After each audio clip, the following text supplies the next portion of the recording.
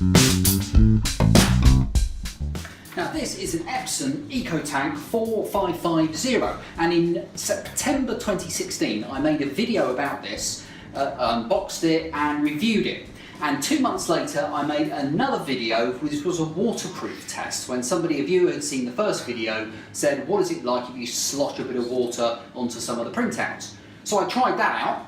Now, by the way, if you want to watch either of those videos, there will be links to those coming up at the very end of this one. Now, fast forward to February 2018, and I have had another comment here from another viewer. This person has seen both of the previous videos. It's from Charlie. Hello, Charlie. And Charlie says, "Hi Andy, I liked your test of the Epson EcoTank for water resistance. I am a kayaker and a volunteer that leads trips and puts on clinics for the Mountaineers organisation in the Pacific Northwest in the USA. Frequently our paperwork gets absolutely soaked in water. I currently use Epson Durabright ink with my cartridge printer. It is bomb-proof, waterproof, as good as the paper. I was wondering if EcoTank is that kind of waterproof. Wondering if you would be willing to run such a test, print on normal paper, printer paper, not cardstock or photo paper, colour and black and white printing. Let it dry 15 minutes or more, dunk the whole sheet in water, pull it out and see what happens." Apparently, Charlie's asked Epson, Best Buy and Staples if they could print test sheets, and they all refused. What rotten sports. Right, so I am up for a challenge, and I'm pleased to say that I have done a couple of prints. Let's go up to the camera. This is just a print, actually it's a photocopy that I've done using the photocopy option, on the printer.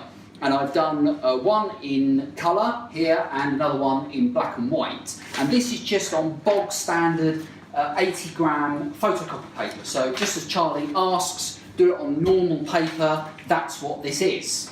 Down at my feet here, I have a bucket with some water in it. Here it is. And what we're going to do is to dunk the paper in there. Now I don't know if I'll get the whole sheet in there, but we'll have a go. So what I'm going to do is put this in. Remember, this is just normal A4 photocopy paper with the print on. So we'll put it in and then we'll take it out. So I don't know if it'll be the whole sheet. I probably won't get it in there. So let's go. In we go. Oh, well, I'll put it all in and then we will take it out. Now, of course, it's extremely wet, as you would expect, but that hasn't actually run at all, I don't think. That looks still pretty readable. What I'm going to do is just going to lay that down here and let that sort of dry for a bit. And while we're waiting for that to dry, I'm going to do exactly the same test on just a black and white print. Now I'm not really expecting this to be any different, to be all honesty, because the inks are going to be the same grade, but Charlie mentions, oh, try black and white, so we will do that as well. And I suppose the other thing about this sheet is it's not quite as densely printed. The colour one has some photographs on it, and quite dark photos as well. So let's go in there. I'm actually sort of quite screwing it up almost as I go in, and then we'll come out, and as you can see, that at first glance does not look too bad at all. So what we'll do is we'll lay this down. I printed these out and I gave them, let's have a look now, about 20 minutes to dry. I printed those, about 20 minutes ago, I suppose. So what I'm going to do now is I'm going to let those sheets dry. We'll let them dry for a few minutes, then we'll have another look and see what they're like in the print quality when they've dried, after having a full dunk in the bucket. Time has passed. It's about 45 minutes since I did the full dunk test of some photocopies from a popular listings magazine, and let's now have a look and see what they're like. Let's start with the colour one. That's the one we did first, and it's fine. Let's zoom sort of right in, and you can see here that it looks fine. It looks none the worse for wear, which is quite impressive on two fronts. Firstly, on the ink front, the ink has not run really at all noticeably, and maybe a little bit there. Look at the just around the edge of that picture.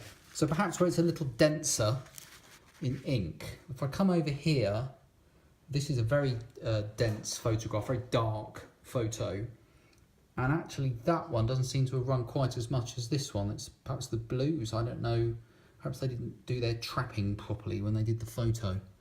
That one up there looks fine, as does, oh, that one, perhaps a little bit at the top there, but it's certainly, you know, this isn't something, I'm guessing from Charlie's message, that you'd want to be, hello, focus, that it's not something that you'd want to keep necessarily. It's presumably maps and other pieces of information when you're out and about. That's what I'm guessing. Charlie doesn't say, but that's what I'm imagining. It's not things that you're going to want to necessarily keep, that you just want them to last the length of time that you need them to last on that particular day, I'm guessing. But that doesn't look too bad at all, and certainly as I sort of rub my fingers across it, there's nothing coming off, and that's actually done very well. Oh yes, and the other reason, I said there was two good things about it, or two impressive things, the ink being one. The other one is the fact that this is just 80 gram photocopy paper. It's not special paper, it's not coated in any way, it is cheap as chips, normal Bogo standard paper. So let's move that on one side, and we'll bring in the black and white one, as I did a little bit later. Now this perhaps, arguably, had a better dunk than the first one, because I got into the swing of it then, and this does actually still feel quite wet, even after 45 minutes. It feels, well, damp.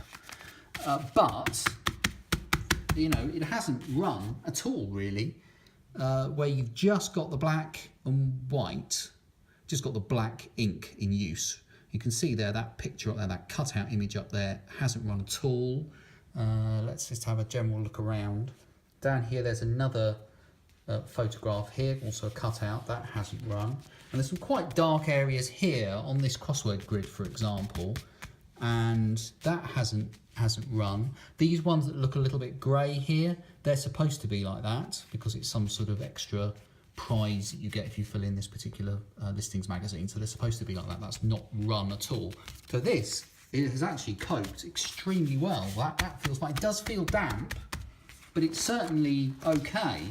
I don't work for Epson, I have no connection to them whatsoever, I can only speak as I find, and this seems to have worked quite well. I think, hopefully, Charlie, that's answered your question.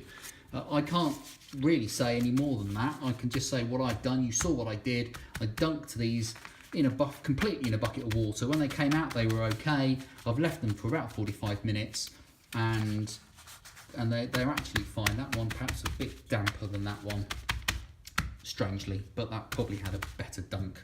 I'm rambling now. I'm going to stop.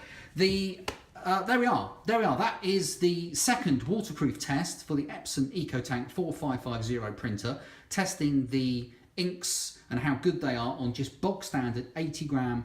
This is A4 sized paper. I'm sure there will be other printers out there that might be better, but I can't comment on those. So there we go. I hope you've enjoyed that, and even the rambling, and I will hopefully catch you in the next video. Please subscribe to the channel if you've enjoyed this. There's all sorts of content out there for you to watch, particularly if you're a geek. So thank you for watching, and I will catch you next time.